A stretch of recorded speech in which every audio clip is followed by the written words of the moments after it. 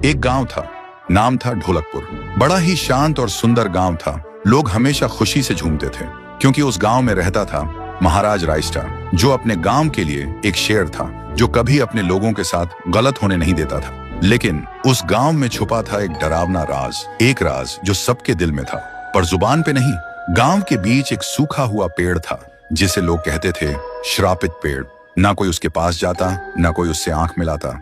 हर पूर्णिमा के अगले दिन उस पेड़ के नीचे एक लाश मिलती थी।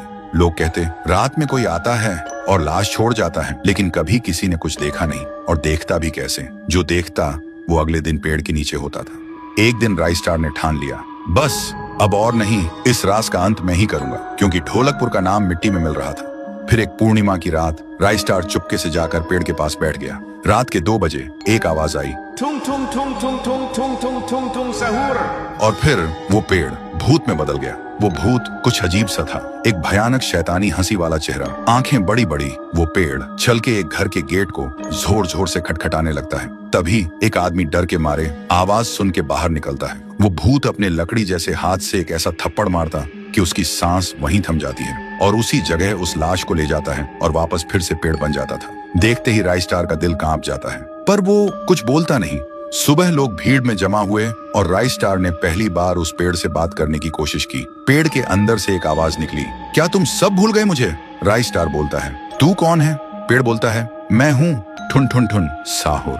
एक वक्त था जब मैं भी इस गांव का एक प्यारा सा बच्चा था, लेकिन 100 साल पहले मुझे इसी पेड़ से रस्सी बांधकर उल्टा लटका दिया गया, गांव वालों की आंखों के सामने, और मेरी मौत को तमाशा बना दिया गया, सिर्फ इसलिए क्योंकि मैंने एक राज देख लिया था जो लोग छुपाना चाहते थे। और उसी पल से मेरी रूह इस पेड़ से जुड़ गई।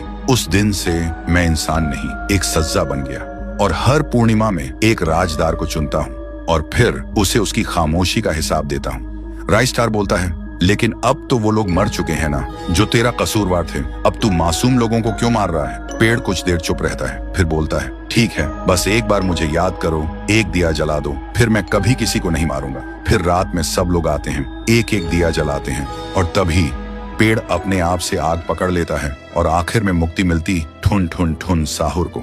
उस दिन के बाद गांव में कभी कोई लाश नहीं मिली। हर पूर्णिमा में लोग एक दिया जलाकर उसकी यादों को जिंदा रखते हैं, क्योंकि अगर भूल गए तो सपने में एक आवाज सुनाई देती थी, ठुंग ठुंग ठुंग ठुंग ठुंग ठुंग ठुंग ठुंग ठुंग सहूर।